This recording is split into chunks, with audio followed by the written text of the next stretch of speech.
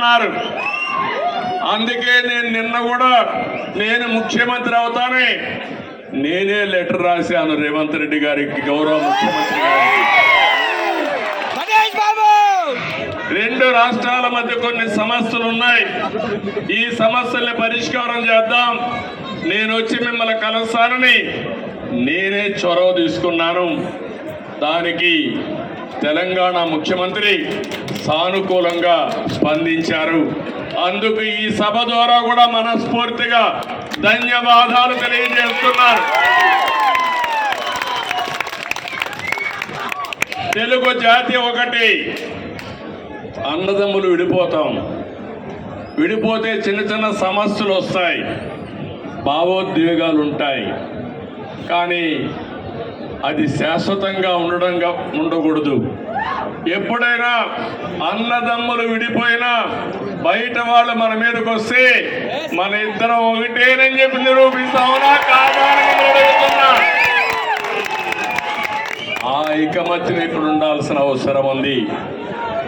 మన జాతి ఒకటి, తెలుగు జాతి, మనం మాట్లాడే భాష ఒకటి, తెలుగు భాష.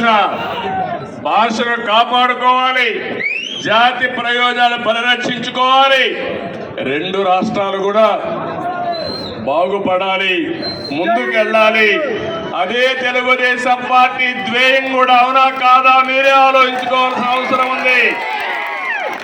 ఇంకొక పక్కన మీరు ఒకసారి చూస్తే రెండు రాష్ట్రాలు విడిపోయిన తర్వాత, అన్నదమ్ములు విడిపోయిన తర్వాత ఎవరి కుంపటి వాళ్ళదే.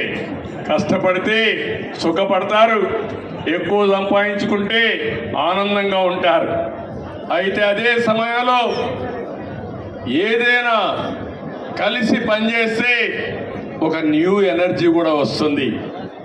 ఇద్దరు ఐకమత్యంగా ఉంటే ఐకమత్యం చాలా బలాన్ని ఇస్తుంది.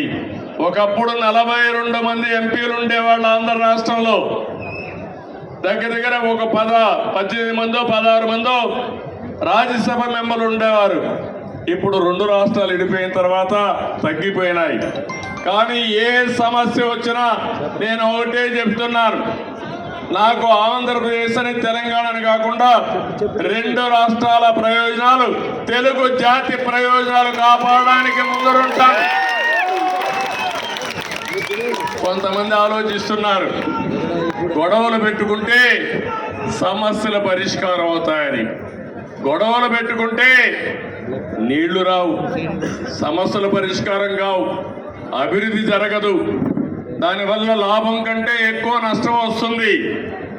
ఆ విధంగా కాకుండా ఎక్కడికక్కడ సానుకూలంగా చర్చల ద్వారా ఏదైనా సమస్యలుంటే పరిష్కారం చేసుకుని ముందుకు పోవడంలో రెండు రాష్ట్రాలు కూడా ముందుకు పోవాల్సిన అవసరం ఉంది.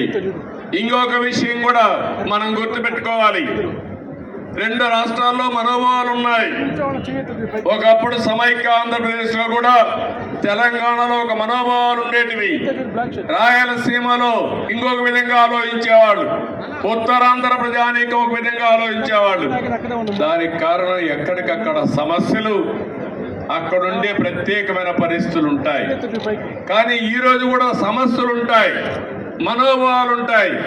అందరి మనోభావాలను గౌరవిస్తూనే ఎక్కడికక్కడ ఐకమత్యంగా పోయి ఇచ్చిపుచ్చుకునే ధోరణిలో సమస్యలు పరిష్కారం చేసుకోగలిగితే దానికంటే ఇంకొకటి ఉండదని చెప్పి కూడా నేను మీకు తెలియజేస్తున్నా.